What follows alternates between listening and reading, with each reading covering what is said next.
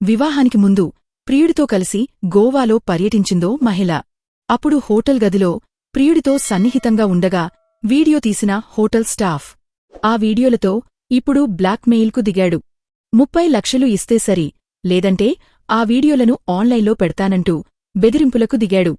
2 ఏళ్ల క్రితం, అదికూడా పెళ్లి కాకముందు జరిగిన విషయాన్ని ఇప్పుడు బయటపెడితే తన కాపురం కూలిపోతుందని వేడుకున్నా వినలేదు. దీంతో బాధితురాలు పోలీసులను ఆశ్రయించింది.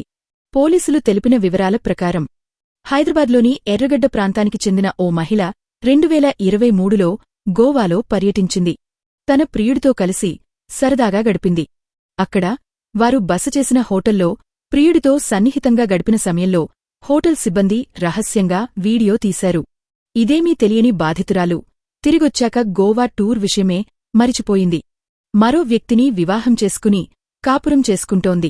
అయితే గోవాలో వారికి బస, ఇతర ఏర్పాట్లు చేసిన యశ్వంత్ అనే వ్యక్తి ఇటీవల మహిళకు ఫోన్ చేశాడు.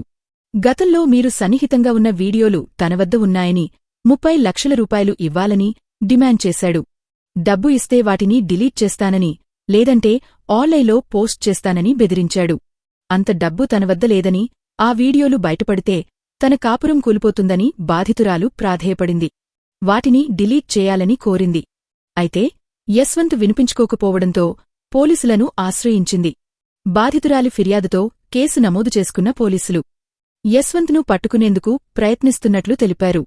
తాజా సమాచారం కోసం లైక్ చేయండి, సబ్స్క్రైబ్ చేయండి, నోటిఫికేషన్ల కోసం గంట సింబల్ ఆన్ చేసి పెట్టండి.